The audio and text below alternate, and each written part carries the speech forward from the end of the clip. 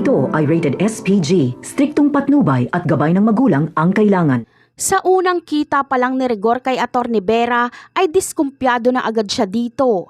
Malakas nga ang kutob ni Rigor na baka traidor ito at baka si Ramon ang totoong amo nito. Ngunit agad niyang ipinagtanggol ni David si Atty. Vera at sinabi nitong mapagkakatiwalaan daw umano si Atty. Vera at malinis itong abogado. Samantala, kahit kinukumbinsi ni David si Rigor na sa kanila pabor si Atty. Vera ay hindi dito naniniwala si Rigor. Pulis kasi si Rigor at alam niya sa isang tao kung totoo ba ito o nagsisinungaling lang. Ngunit ang tanong ng marami ay tama nga ba talaga ang hinala ni Rigor na traidor itong si Atty. Vera at totoo nitong amo ay si Ramon? Malamang ay tama dito si Rigor dahil sa tinagal-tagal na ng panahon na gustong ipalipat ni David ang mga ari-arian sa pangalan niya ay imposibleng hindi agad ito magawa ni Atty. Vera.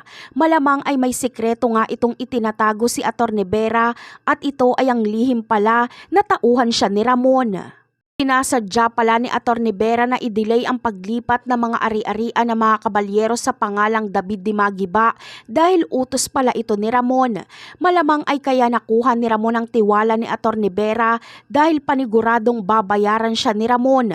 Bukod pa doon ay si Ramon na din ang nagbayad ng lahat ng utang ni Atty. Vera kaya hindi pwedeng hindi sundin ni Atty. Vera ng utos sa kanya ni Ramon at yan ang aabangan natin sa susunod na episode. Bye!